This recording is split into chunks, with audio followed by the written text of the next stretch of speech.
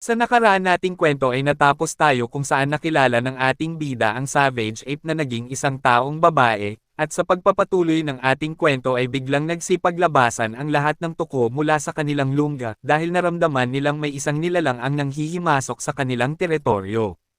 Hindi na nagdalawang isip pa ang isang tuko at agad itong sumugod sa ating bida upang ito ay pagtangkaang paslangin, subalit sa kanyang ginawa ay wala naman itong naging silbi sa ating bida dahil walang kahirap-hirap lang ng ating bida itong hinuli gamit-gamit ang kanyang kamay. Mula sa system ng ating bida ay nalaman nating ang pangalan pala ng nilalang na ito ay Carrion Gecko. Ang Carrion Gecko na ito ay may bloodline ng isang sinaunang hayop na kung saan ay isa rin itong maalamat na nilalang sa kabundukan at karagatan. Ang Carrion Gecko na ito ay may taas ng 10 to 60 meters, samantala namang ito ay tumitimbang ng 40 hanggang sa 100 tonelada. Ang nilalang na ito ay laging namumuhay bilang grupo-grupo, at ito rin ay may napakatalas ng ngipin, at dagdag pa dyan na ito ay malakas kakagat.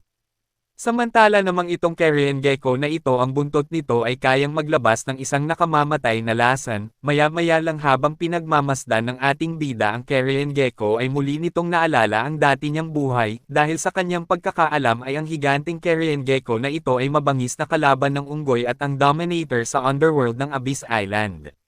Maya-maya lang ang Carrion Gecko ay biglang nagwala upang muling umatake sa ating bida, kaya naman ay hindi na pinatagal pa ni Lin Yuan ang buhay ng tuko at mabilis lang niya itong pinaslang.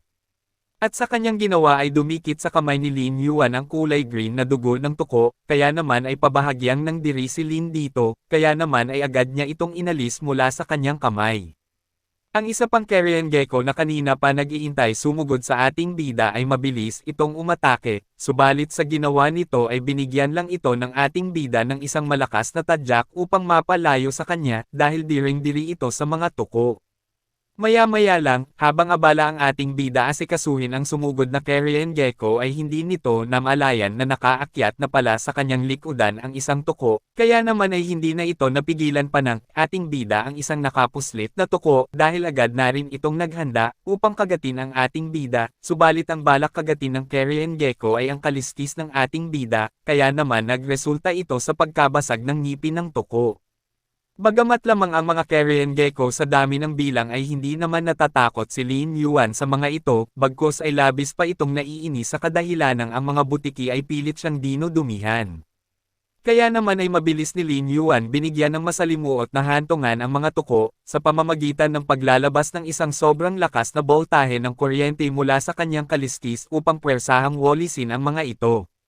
At sa ginawa ni Lin Yuan na pag-ubos ng tuko sa isang kisap mata, ay pabahagyang namangha sa kanya ang babaeng Savage Ape na mula pa kaninang pinapanood siyang inoobos ang mga tuko. Matapos ni Lin Yuan maubos ang Carrion Gecko na nagtangkang siya ay pagdamihan, ay pabahagya na itong gumaan ang pakiramdam, ngunit maya-maya lang nang matauhan si Lin Yuan sa kanyang ginawa, ay nagpanik ito dahil sa mas lalo pang nadikitan ang katawan ng ating bida ng kadiring kulay green na dugo ng tuko.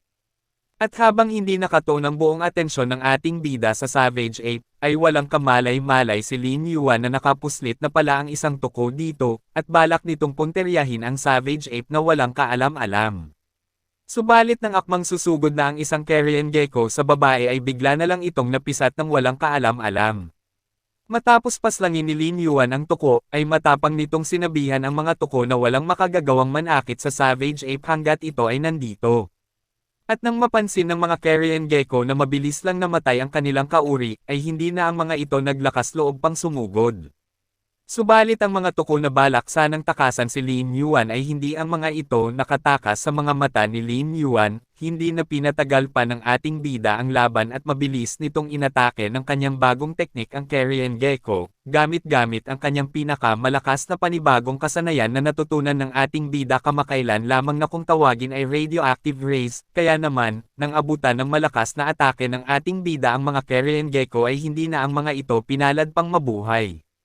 Matapos asikasuhin ng ating bida ang mga tuko ay agad naman nitong itinuon ang buong atensyon sa babaeng Savage Ape, kung saan ay sinabihan niya itong huwag mag-alala dahil hindi ito ng ating bida pababayaang masaktan.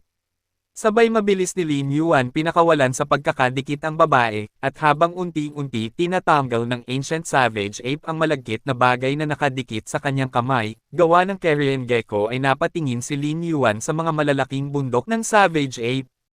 Dahil ang ating bida ay walang alam sa paraan na ginawa ng Savage Ape upang ito ay naging isang babae, tinanong ng ating bida ito kung papaano ito naging tao, dahil nagtataka ang ating bida sa bagay na paraan ginawa ng Savage Ape. Dagdag pa dyan ay napahingi rin si Lin Yuan ng tawad sa Savage Ape dahil sa sugat nitong ginawa sa dibdib ng babae, ngunit nasabi lang itong ating bida sa kanyang isip. At sa pagtatanong ni Lin Yuan sa Savage Ape ay hindi naman ito sumagot, bagkus ito'y umatras lang ng pabahagya papunta sa tabi ng isang malaking bato, pagkatapos ay ito ay nagtingin-tingin sa kanyang paligid na kung saan ay parang may hinahanap itong isang bagay. Nagpatuloy ang Savage Ape sa kanyang ginagawa at hinawi niya ang isang malaking buto upang mas lalo niyang makita ang bagay nitong hinahanap. Subalit sa ginagawa ng Savage Ape ay napaisip ang ating bida sa Savage Ape kung saan ay napatanong ito sa kanyang sarili kung naghahanap ba ng isang sandata ang Savage Ape, at dahil iyon ang akala ni Lin Yuan ay sinabihan niya ang Savage Ape na huwag itong matakot. Dagdag pa ni Lin Yuan ay hindi siya isang bully kaya naman walang dapat ipangamba ang Savage Ape dahil walang balak ang ating bida na ito ay saktan. Subalit maya-maya lang ay pabahagyang nagulat ang ating bida sa kanyang nakita, kung saan ay ipinakita ng Savage Ape sa ating bida ang isang bagay na naging dahilan kung bakit ito ay naging isang babae. Ipinaliwanag ng Savage Ape sa ating bida na ang prutas nitong hawak-hawak ay ang kanyang kinain, dahilan kung bakit ito ay nag-transform sa pagiging isang babae. At sa nalaman ng ating bidang impormasyon ay hindi ito makapaniwala na may prutas pala sa mundong ito na maaring magpabago ng isang nilalang tungo sa pagiging isang tao. Dagdag pa dyan, nagtatakang napatanong si Lin Yuan kung ang prutas ba na ito ay isang maalamat na devil fruits, na parang isang elixir na kayang baguhin ang hugis ng katawan ng isang nilalang, na gaya sa fantasy novel. Lumipat ang eksena kung saan ay silang lahat ay nasa labas na ng kuweba. At sa mga oras na ito naisipan ni Lin Yuan na mag-magic sa pamamagitan ng paggawa ng apoy. Matapos ang ating bida mag-ipon ng enerhiya sa bunganga, ay mabilis na rin itong pinakawala ng ating bida ang Fairy Breath Technique Lighting Version, diretso sa isang tumpok ng kahoy, at sa ginawa ng ating bida ay pabahagyang kinilabutan ang babae, ngunit maya-maya lang ang takot ng Savage Ape ay biglang napalitan ng pagtataka, dahil sa ginawa ng ating bidang apoy.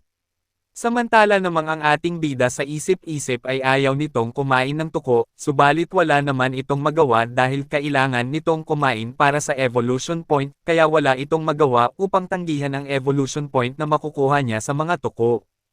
Makalipas lang ang ilang oras ng pagluluto ni Lin Yuan sa tuko, ay halos malapit na itong matapos, kaya ay halos hindi na ito makapag-intay na makain ang karne ng tuko.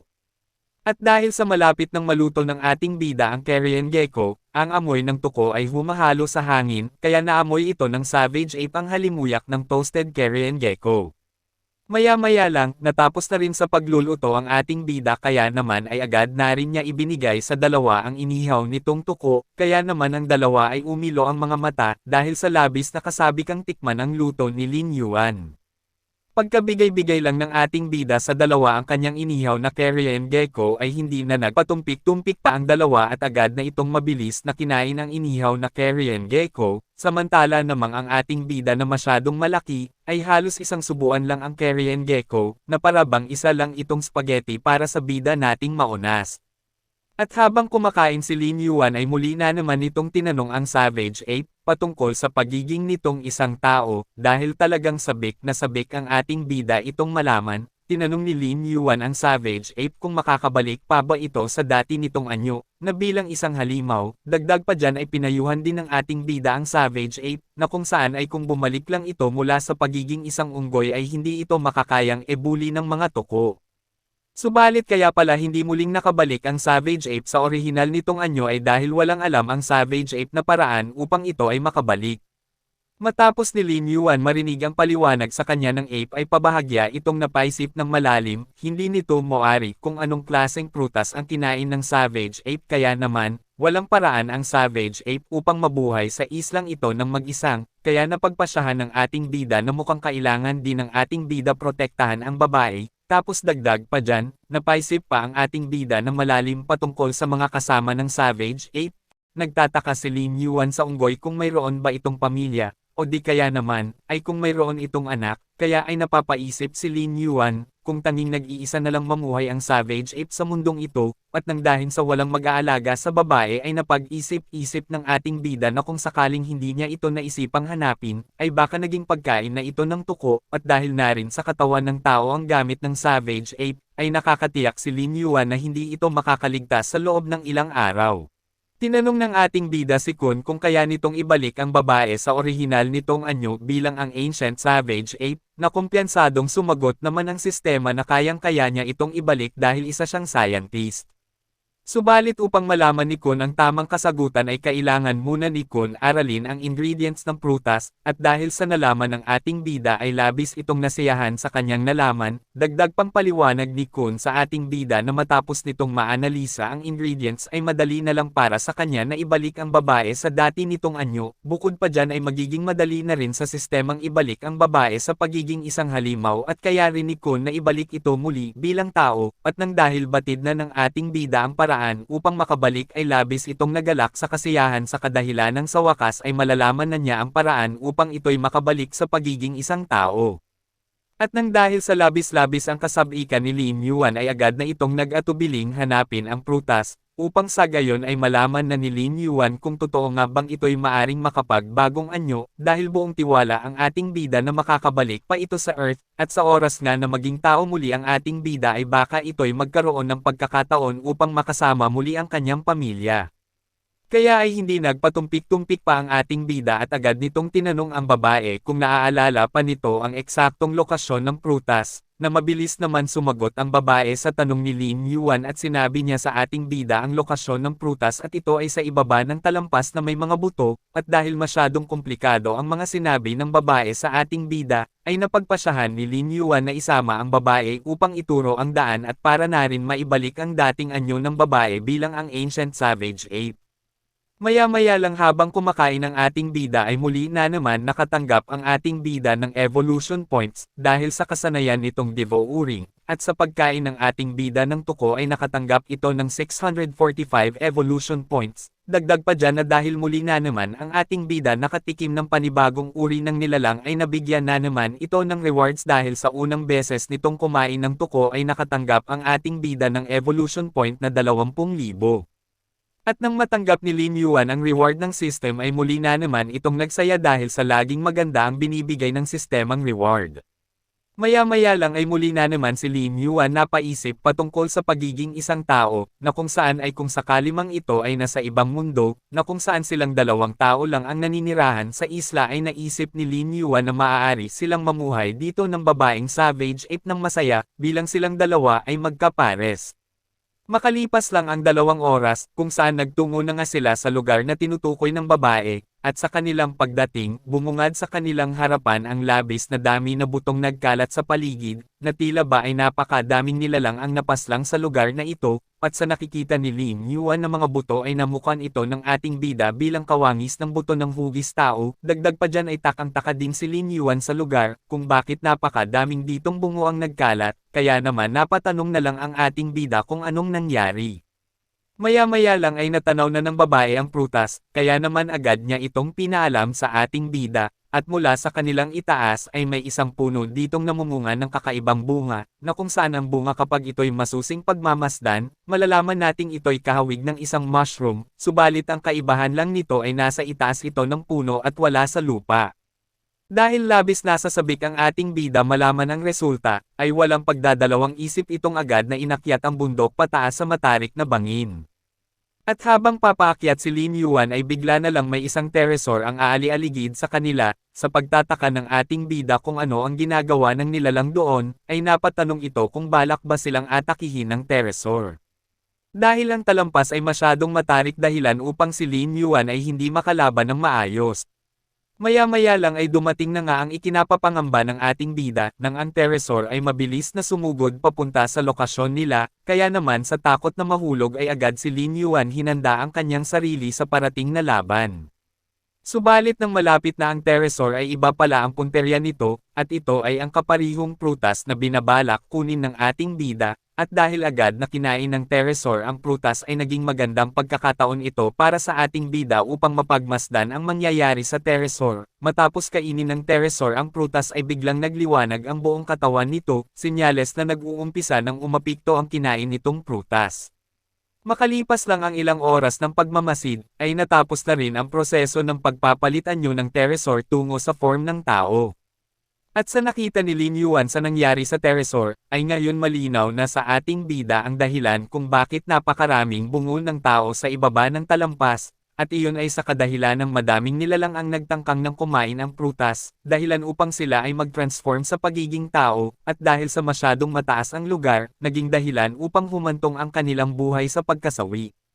At dahil wala namang pake si Lin Yuan sa Terresor na nalaglag ay muli na itong bumalik sa pagpapatuloy sa kanyang pag-akyat, habang umaakyat ang ating bida ay sa isip-isip niya na pagkakuha-kuha lang ng ating bida ng ilan lang pirasong prutas ay hindi na rin ito magtatagal sa lugar at mabilis din itong aalis. Sa muling pagbalik tanaw ng ating bida sa puno ay labis itong nagulat sa kanyang nasaksihan, kung saan nakita niya ang nilalang nakakilakilabot, na taintim silang pinagmamasdan.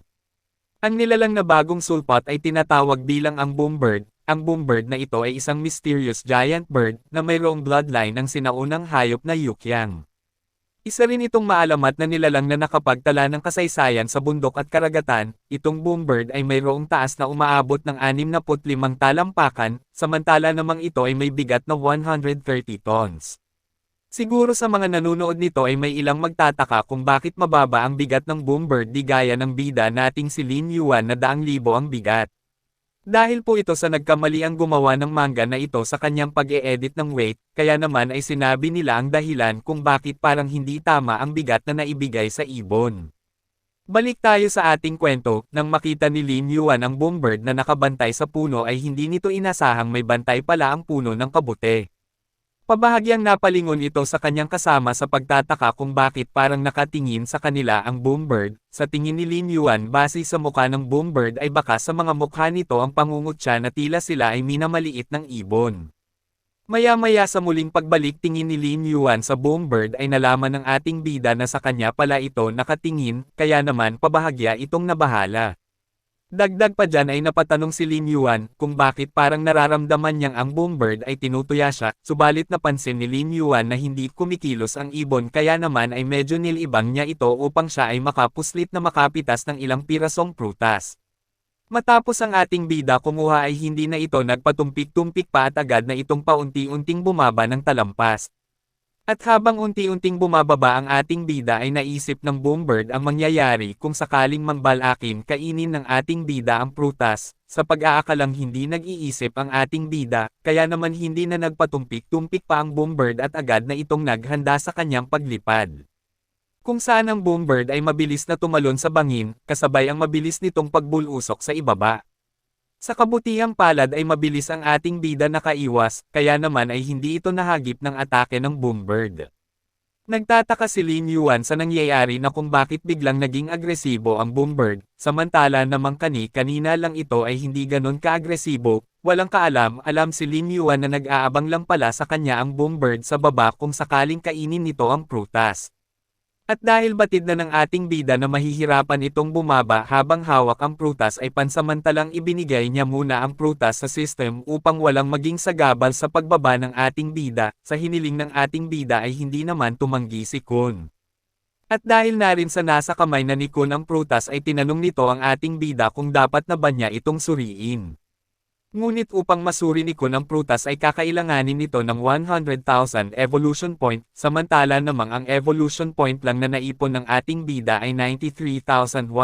evolution points lang, at nang dahil sa kulang ang naipon ng ating bida na evolution points ay hindi na ng ating bida pinasuri kay Kun ang prutas, sinabihan na lang niya si Kun na pansamantalang itabi muna nito ang prutas sa sistema, nang sa gayon ay matuon ang buong atensyon ni Lin Yuan sa papasugod na galit na Boombird. Ang Boombird na ayaw tantanan ng ating bida ay hindi na nagsayang pa ng oras at mabilis nitong inatake ang ating bida gamit ang kanyang matatalas na kuko. At dahil sa lamang ang Boombird sa pakikipaglaban habang lumilipad ang ibon, ay agad ni Lin Yuan ito ginamitan ng kanyang buntot upang ito ay maitaboy. Matapos makaiwas ang Boombird sa atake ng ating bida ay agad ni Lin Yuan itong pinasundan ng atake, kung saan ay muli na naman gagamitin ng ating bida ang kanyang malakas na atake na radioactive rays. Subalit nang dahil sa hindi gaanong makagalaw ang ating bida ng maayos ay hindi nito masyadong napuruhan ang ibon, dagdag pa dyan ay nang dahil ang Boombird ay matulin lumipad ay nakaiwas ito. Ngunit makaraan ng ilang sandali ay nasunog ang pakpak ng Boombird kaya naman ay hindi ito maayos na nakalipad, dahilan upang ito ay bumagsak.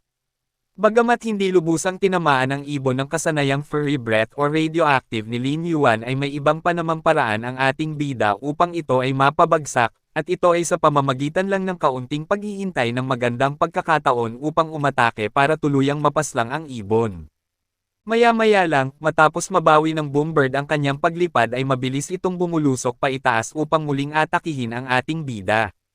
Subalit hindi na pala iyon kailangan pa dahil si Lin Yuan na mismo ang kusang lumapit, kung saan mula sa itaas ay ginamit ni Lin Yuan ang ibon upang gawing sasakyan. Pagkasakay ng ating bida sa ibon ay agad itong kumagat sa Boombird upang hindi malaglag, dahil balak gawin ni Lin Yuan ang Boombird bilang isang sasakyan, at nang dahil sa ginawa ni Lin Yuan sa Boombird ay labis na nanggalaiti ang Boombird sa ating bida, dahilan upang humantong sila sa isang matinding labanan.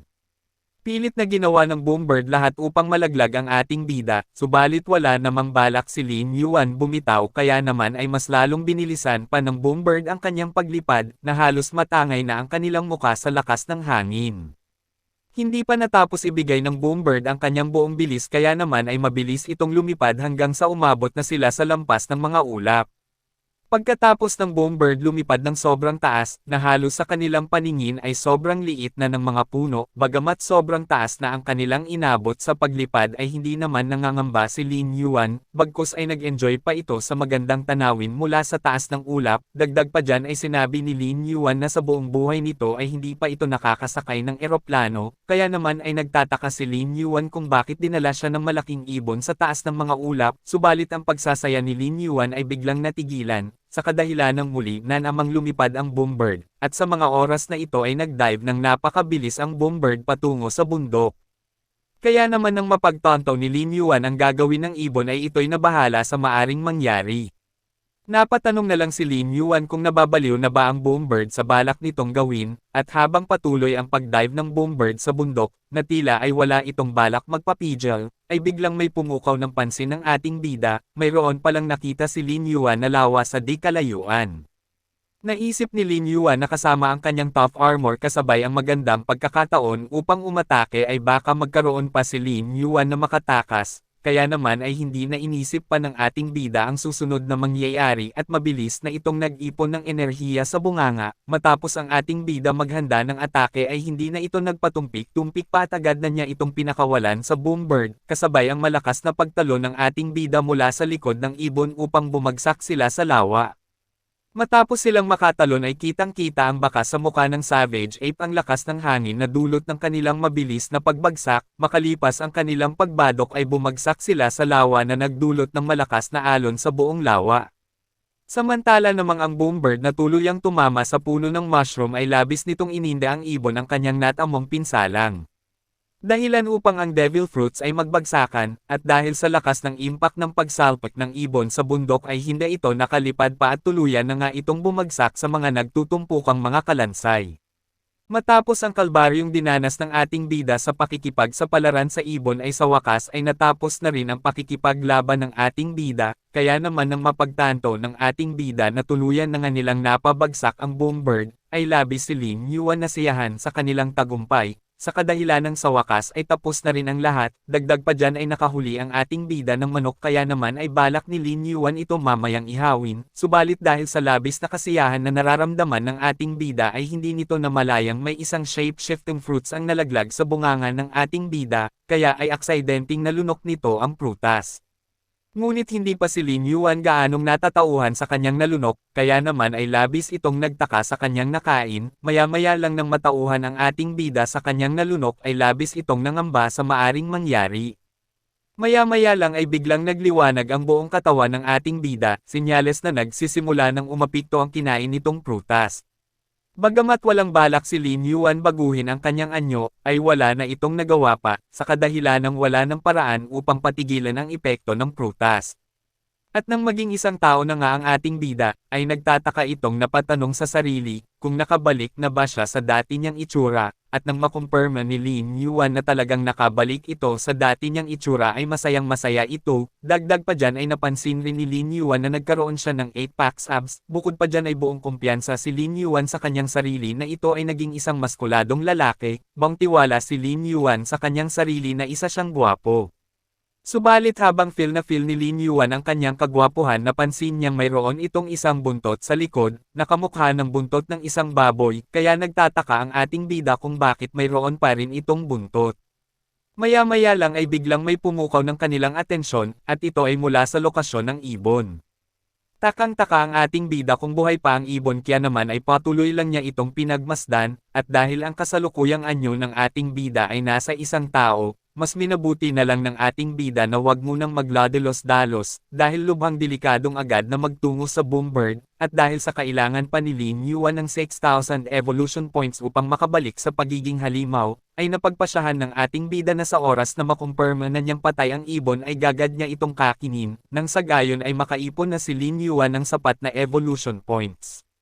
Subalit habang pinagmamasdan ng ating bida ang Boombird ay bigla na lang itong gumalaw ng pabahagya ang ibon, dahilan upang mangamba ang ating bida, hindi inaasahan ni Lin Yuan na buhay pa pala ang ibon, kaya ito'y nanghihinayang. Ang Boombird matapos mabawi ang kaunti niyang lakas ay ito'y mabilis na bumangkan, at sa pagbangon ng ibon ay tila mayroon itong isang nilalang na nakita kaya agad niya itong kinuha, kasama ang isang bagay na may kulay green na kristal. Ito pala ang kaninang hangal na pterosaur na nagtangkang kumain ng shape-shifting fruits, dahilan upang ito'y mawala ng buhay dahil sa taas ang pinagbagsakan ng pterosaur. At habang pinagmamasdan ng ating bida ang ibon ay may napansin itong isang bagay kasama ang bangkay ng lalaki. At nang makuha na ng Boombird ang lalaki ay agad niya rin itong itinapon, sa kadahilanang ang tanging pakay lang nito ay ang core ng pterosaur.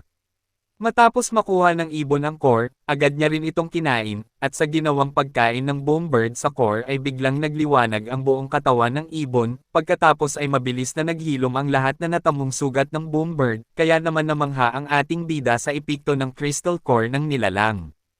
Ang Boombird na muling nanumbalik ang dating lakas ay hindi na nagpatumpik-tumpik pa at agad na rin itong umalis, at dahil umalis na ang ibon ay labis si Lin Yuan nagpasalamat dahil sa hindi sila nito naisipang paslangin, subalit hindi pa rin mawala-wala sa isip ni Lin Yuan ang nasayang na pagkakataon kung saan di sila'y may iihawin, ngunit ang lahat na alalahanin ay isinangtabi muna ng ating bida, dahil sa ngayon ay kailangan muna nilang makahanap ng pansamantalang matitirahan. Subalit binawi rin ni Lin Yuan ang kanyang sinabi, dahil nanaig ang kagustuhan ng ating bida makabalik sa dati nitong anyo kaya naman ay binabalak niyang maghanap ng maliliit na nilalang upang kainin, at nang sa gayon ay makaipon ito ng sapat na evolution points, habang lumalangoy ang ating bida papunta sa tabing pampang ng lawa ay hindi pa rin mawala-wala sa isip ni Lin Yuan ang panghihinayang sa ibong sanay kanilang maiihaw. Subalit maya-maya lang ay biglang naantala ang isipin ni Lin Yuan patungkol sa evolution points, sa kadahilanang bigla na lang sinigawan si Lin Yuan ng Savage Ape upang bigyang babala ang ating bida na magmadaling umahon sa lawa. Mula sa likodan ng ating bida, mayroon palang Sarcosuchus ang mabilis na papasugod dito, kaya naman ay nabigla ang ating bida sa kanyang nasaksihan. At dahil sa lubos ang kalamangan ng Sarcosuchus pagdating sa tubig ay mabilis lang nitong naabutan ang ating bida, kaya naman hindi na ito nagpatumpik-tumpik pa at agad nitong ibinuka ang kanyang malaking bibig upang sagpangin si Lin Yuan ng walang pagdadalawang isip.